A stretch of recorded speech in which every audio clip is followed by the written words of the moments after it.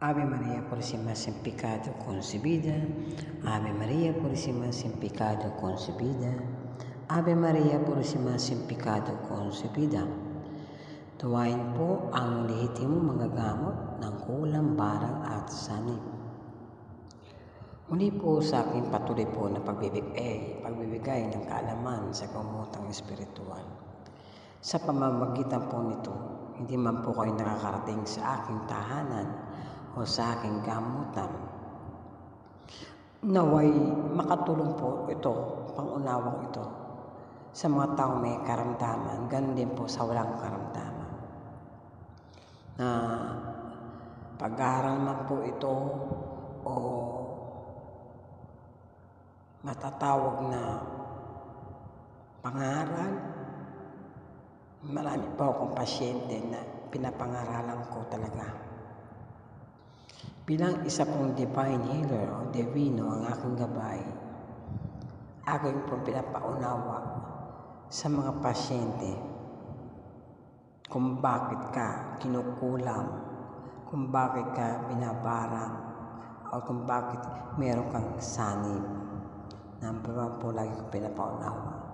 Ang pagsanib ng masamang espiritu ay nagbubuhat po sa iyong mga maling gawain. Hindi ka pwedeng saniban ng banal na espiritu kung may mali kang gawain. Number one po yan.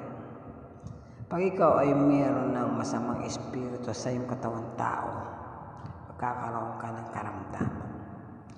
Pag ang masamang espiritu ay paulit-ulit na ginagawa sa iyong katawan, ang paulit-ulit yung maling ginagawa sa iyong katawan, masisira ito. Pwede kang magkasakit na maluha. So, paano ba nagaganap yung switching na tinatawag sa atin?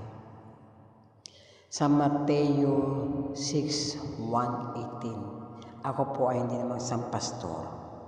Ako po ay isang divine healer. Ipapaunawa ko lang po sa mga pasyente na nakatala po ito. Pag tayo ay huwad sa pananampalataya natin, ang ningas kugol lamang o pakitang tao lamang, malabo po na makatanggap ka ng ganap na kagalingan o pagpapala na nagbubuhat sa Diyos. Yung po tinatawag na natin na ningas kugol, pakitang tao. Maliwanag po yan sa banal na kasulatan. Nakatala po yan.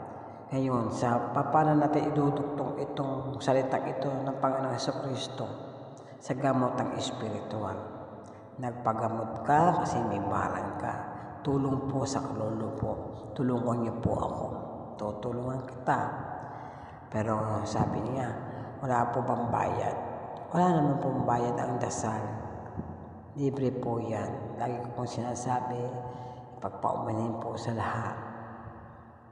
Libre po ang dasal, walang bayad.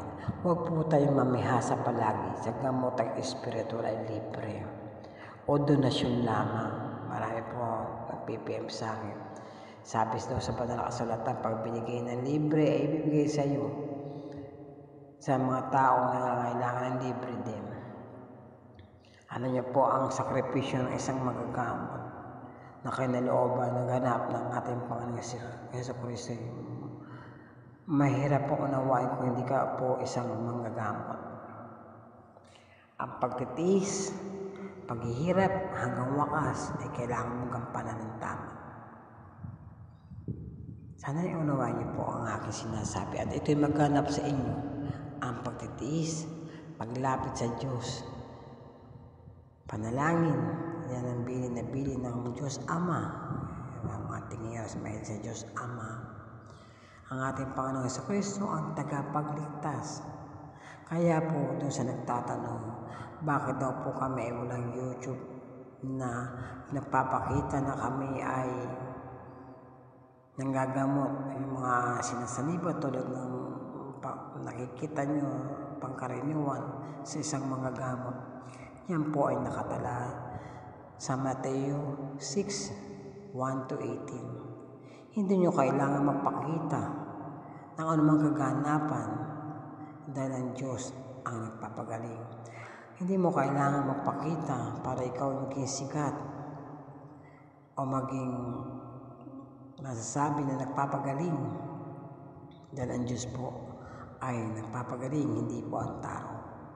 At ang Diyos po ay nagpapagaling doon lang po sa may tao may pananampalataya sa Kanya. Libre po ang dasal, wala po yung bayad. Ang consultation po, free po ang consultation. So, meaning po, para kami mga doktor, libre naman po ang consultation. Meron mga hindi mga doktor na sa gobyerno, libre po sila, wala kayong babayaran, libre pa po ang gamot. Pero doon naman po sa may nagsasakripisyo para sa inyo. May bayad po yan. Tinutulungan po kayo paano kayo maging tama at maayos sa pagharap sa ating Panginoon Jesucristo. Sana po yung maunawaan niyo po ang salita ng Diyos, Mateo 6:1-18. Bawal po sa gamotang espiritual ang ningas kugon o pakitang tao. Magaling na ako, tapos na. Pero after few moments, a few days later, ayan na po. Daing na naman siya ng daing. Kasi po bakit hindi mo sinunod ang aking sinasabi sa iyo? Ang sumunod ay mapalad, ang hindi sumunod, wala akong magagawa. Kilalanin natin ang Diyos sa ating buhay.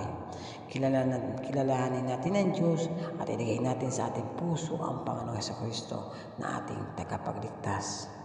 Mapagpalang araw po muli sa lahat. Tuwain hilir po ang kambal na manggagamot.